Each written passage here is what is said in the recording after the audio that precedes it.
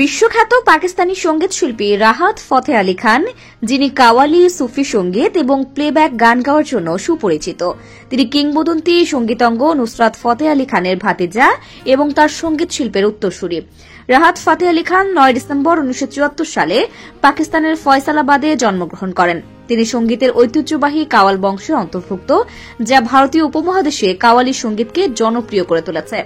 রাহাত মাত্র 7 বছর বয়সে তার চাচা নুসরাত ফতেহ আলী খানের কাছ থেকে সঙ্গীত শিক্ষা শুরু করেন।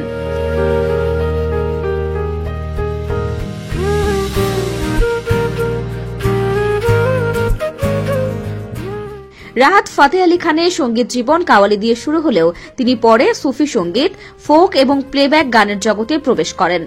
রাহাত প্রথমবার তার চাচার সঙ্গে মঞ্চে পারফর্ম করেন মাত্র 9 বছর বয়সে। নুসরাত ফতেহ আলী খানের সঙ্গে তিনি বহু আন্তর্জাতিক ভ্রমণে যান এবং কাওয়ালি ও সুফি সঙ্গীতের মাধ্যমে বিশ্বব্যাপী জনপ্রিয়তা অর্জন করেন। বাংলাদেশে বিপিএল 2025 উদ্বোধনী অনুষ্ঠান এবং জুলাই গণঅভ্যুত্থান স্মরণে আয়োজিত ইকোস অফ রেভলিউশন কনসার্টে রাহাত ফতেহ আলী খান সঙ্গীত পরিবেশন করেন। সেখানে তিনি হিন্দি, উর্দুর পাশাপাশি বাংলাতেও গান পরিবেশন করেন।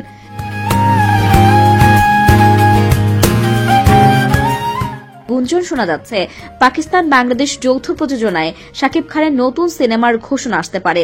অতীতের মতো বাংলাদেশ পাকিস্তান যৌথ প্রযোজনায় সিনেমা আসুক, সে কথা নিজেই পাকিস্তানি একটি ইউটিউব চ্যানেলকে জানিয়েছিলেন শাকিব খান। আর যদি দুই দেশের যৌথ প্রযোজনা সিনেমা নির্মাণ করা হয়, সেক্ষেত্রে রাহাত ফতেহ আলীর কণ্ঠে শাকিব খানের ঠোঁট মেলানোর বাসনা দর্শকের প্রত্যাশিত।